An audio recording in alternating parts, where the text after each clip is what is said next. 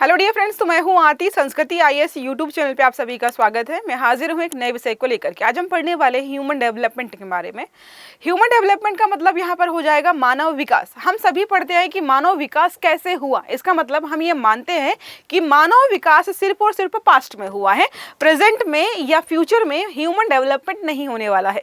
Human development का मतलब जैसे हम बात करते हैं कि पहले हमारी पूरी बॉडी पे बाल होते थे, हमारी पूंछ होती थी, हम चार पैरों से चलते थे, धीरे धीरे दो पैरों पर चलना शुरू किया, फिर हमने खेती करना शुरू की, आग का आविष्कार किया। ये जो पूरी प्रक्रिया रही है, ये हम समझते हैं कि सिर्फ पास्ट की प्रक्रिया है। लेकिन अभी कुछ वैज्ञानिकों ने अध्ययन किया है और उनका ये दावा है कि हमने जो डीएनए पर रिसर्च की है, ह्यूमन आर स्टिल डेवलपिंग। इसका मतलब यहाँ पर इनका है कि अभी भी इंसानों का विकास हो रहा है। अब ये कैसे दावा किया गया है? जैसे हम पढ़ते हैं कि इंसान के डेवलपमेंट में या जो नेचुरल सिलेक्शन प्रोसेस होता है कि कौन जिएगा कौन मरेगा, आपने जिराफ वाली अवधारणा पढ़ी होगी, और भी बहुत सारी अवधारणाएं हैं जो हमें बताती हैं कि कौन जिंदा रहेगा कौन समय के साथ खत्म हो जाएगा। उसमें हम पहले मानते थे कि शायद 40 से और 48 जीन हैं जो हमारे विकास के लिए जिम्मेदार है। लेकिन वैज्ञानिकों का मानना है कि नहीं, इनकी संख्या 400 से भी अधिक है।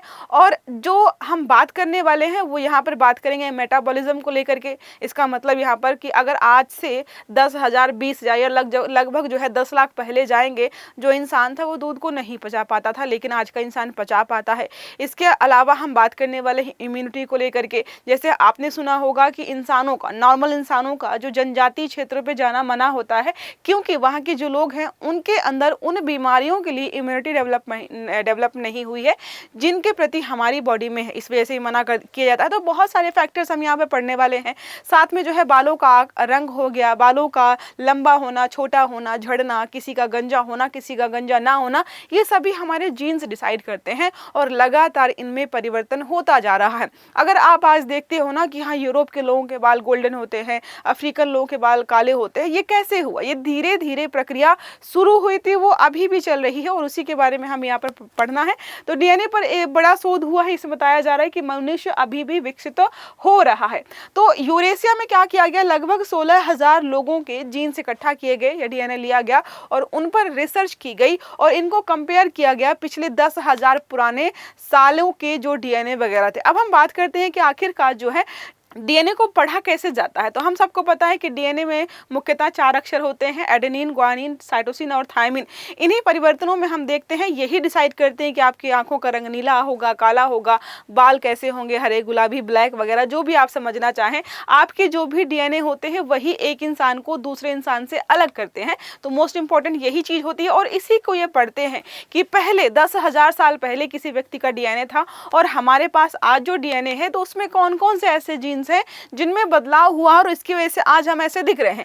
इसका मतलब इन्होंने यहाँ पर यह भी बोला है कि आने वाले समय में इंसान जैसे अभी दिख रहे हैं वैसे ना दिखे, इसकी भी यहाँ पर संभावना जताई गई है। इसका मतलब जो हम पढ़ते हैं कि शायद भविष्य में सुपर ह्यूमन हमें देखने मिलेंगे, उस अवधारणा को थोड़ा सा इन्होंने सही ठहराने का प्रयास किया है। अब बात करते हैं पूरी हिस्ट्री। तो हम सबको पता है पैलियोलिथिक पीरियड रहा है जहाँ पर इंसानों ने चीजें स्टार्ट की। यहाँ पर फ्रैगिंग डाइट्स हो गया, वाइल्ड प्लांट्स हो गए, फ्रूट टोबेरा, मतलब स्टार्टिंग में हमने जो भी खाना पीना शुरू किया। दूसरा हमारा आता है न्यूलिथिक पीरियड। इसमें हमने फार्मिंग स्टार्ट की, एनिमल को पालना शुरू किया। तीसरा हमारा आता है एग्रीकल्चर, जो हमने स्टार्ट किया तो बड़े स्तर पर खेती करना शुरू किया। अब देखिए, पहले हम हर जगह घूम घूम के खाना खाते थे, इसके बाद हमने एक जगह पर रहना खाना शुरू कर दिया। तो धीरे धीरे हमारा इम्यूनिटी चेंज हुआ, हमारा एनवायरमेंट चेंज हुआ और मोस्ट इंपॉर्टेंट माना जाता है कि जो एग्रीकल्चर है, एग्रीकल्चर ने इंसान के विकास को बहुत तेज कर दिया। जो धीरे धीरे डेवलपमेंट होने वाला था वो बहुत तेजी से हो गया और वो अभी भी जारी है। इंडस्ट्रियल रिवोल्यूशन हम सबको पता है 18वीं शताब्दी में होता है। उसके बाद क्या क्या चीजें हुई जिस पर हम लगातार प्रयास करें। 2015 में पेरिस एग्रीमेंट होता है जिसमें बात करते हैं कि जो इंडस्ट्रियल रेवोल्यूशन हुआ उसके पहले जितना तापमान था हम उतना ले जाने का प्रयास करेंगे या 1.5 डिग्री सेल्सियस कम करेंगे। ये हमारा एनवायरमेंट का हो गया। आते हैं टॉपिक पर वापस।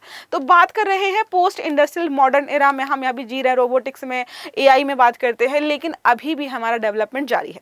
हम बात करें ह्यूमन डेवलपमेंट की। अब इन जिन्होंने खोज की उसके बारे में बात कर लेते हैं। तो डेविड जो रीस है, ये बाएं तरफ आपको देखने को मिलेंगे, अली अकबरी, इन्होंने ये सारा जो है क्या किया है, रिसर्च वगैरह की है और सारी चीज़ों को बताया। अब बात करते हैं जो इन्होंने मोटा मोटा पूरा निष्कर्ष निकाला है, जो आपने टाइटल में पढ़ा है, बाहर के इंसानों का विकास अभी भी जारी है। उसमें इन्होंने बताया कि इसमें गोरी त्वचा का कारण बताया, साथ में लाल बाल आपके क्यों हैं, पहले वाले लोगों के 10,000 20,000 साल पहले जो लोग थे उनके बाल क्या लाल थे या काले थे, इस पर बात करेंगे। पुरुषों में होने वाले गंजेपन की कम संभावना, रक्त समूहों में परिवर्तन हो रहा है, रोगों के प्रति प्रतिरोधक क्षमता, पहले बीमारियां कम होती थी और अभी के समय में बीमारियां बहुत ज़्यादा है, लेकिन पहले ज़्यादा लोग मरते थे और अभी हम कम जो है मोर्टेलिटी रेट जो है कम हो गया। इसका मतलब हमारी जो इम्यून सिस्टम है वो स्ट्रांग हो गया है, ये बताया जा रहा है। HIV संक्रमण से प्रतिरक्षा हमने थोड़ी बहुत हासिल की, लेकिन सबसे बड़े स्तर पर अभी की समस्या जो है HIV बना हुआ है। क्रोहन रोग हो गया, ये बहुत सारे इन्होंने बताया। इसके साथ उन्होंने एक बहुत इंटरेस्टिंग फैक्ट ये बताया कि लगातार समय के साथ हमारे जो ब्लड ग्रुप्स है उनमें भी बदलाव होता जा रहा है, जिसमें लिखा है जैसे पिछले 6000 वर्षों में बी ब्लड ग्रुप इसकी संख्या क्या हो गई है, बढ़ गई है, जबकि ए ब्लड ग्रुप मतलब एलील की संख्या यहाँ पर घटती जा रही है। अब ऐसा क्यों हुआ होगा, इसका मतलब समझ रहे हैं, जो नेचुरल सिलेक्शन प्रोसेस है वो यहाँ पे काम कर रहा है। अब जो नेचुरल सिलेक्शन प्रोसेस होता है वो 3 तरीके से काम करता है। जैसे आपने फिटेस्ट, जो सबसे ज़्यादा फिट होगा वही जिएगा, मतलब जिसकी इम्यूनिटी स्ट्रांग होगी, कोई महामारी आई तो वो बच जाएगा, बाकी सारे मर जाएंगे। कहीं पर बाढ़ आ गई, समझिए बहुत सही, बहुत साधारण सा उदाहरण है कि कहीं पर बाढ़ आ गई, कोई छोटा व्यक्ति है जो हाइटेड नहीं था, नहीं चढ़ पाया, नहीं बचेगा, जो लंबा था वो बच गया। सिमिलर यहाँ पे अलग अलग तरीके हैं। पहला हमारा होता है, यहाँ पर लिखा हुआ डायरेक्शनल सिलेक्शन प्रोसेस, इन्होंने यही वाला लिया। इन्होंने बोला है कि मान लीजिए ये जो हमारा है ये ओरिजिनल पॉपुलेशन थी, इसमें जो है सिलेक्शन होता है कितने लोगों का, इतने लोगों का, और इन्हीं को जो है आगे बढ़ाया जाता है। ये लोग भी सर्वाइव करेंगे लेकिन उतना नहीं कर पाएंगे जितना सिलेक्ट हुए लोग कर पाएंगे। दूसरा हमारा यहाँ पर होता है स्टेबलाइजिंग सिलेक्शन, तो इसमें क्या किया इन्होंने कि स्पेसिफिक जो है ग्रुप सिलेक्ट किया और उसको आगे बढ़ाया। तीसरा हमारा हो जाता है यहाँ पर, ये जो हमारा है उसमें होता है कि सबसे हाई वाले और सबसे लो वाले इन्होंने छोड़ दिए और बीच की जो पॉपुलेशन थी उसको बढ़ा दिया गया। तो ये सिलेक्शन प्रोसेस होता है, कैसे जो है इंसान आगे बढ़ेंगे। बाकी जो हमने अभी रिसर्च पढ़ी है वो जेनेटिक इंजीनियरिंग का इस्तेमाल करके यहाँ पर की गई है, जिसमें हमने बात की, एनालाइज किया, उन्होंने एक्सपेरिमेंट किया और रिसर्च की, ये सारा प्रोसेस रहा है। अब देखो यहाँ पर जो हम स्टार्टिंग से बात करें कि पहले 7 लोगों के बाल ब्लैक नहीं हुए होंगे या फिर जो है काले नहीं रहे होंगे, लेकिन समय के साथ परिवर्तित हो गए। तो ये देखो रेड बियर्ड्स एंड जो अलग अलग बताया गया है, सारा कलर बालों का चेंज हुआ है।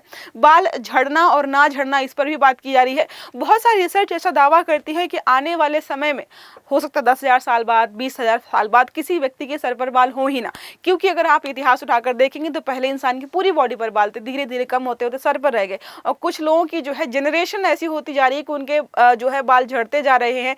पहले पापा के बाल बहुत कम थे, उसके बाद जो बच्चे हुए उनके बच्चे हो रहे हैं, तो जो हेयर की जो डेंसिटी है वो लगातार कम होती जा रही है। तो ऐसे समझिए कि आने वाले समय में हो सकता है कि आधी पॉपुलेशन या पूरी पॉपुलेशन ऐसे हो जिसके सर पर बाल ही ना हो, बाकी आंखों का रंग हो गया, बालों का रंग।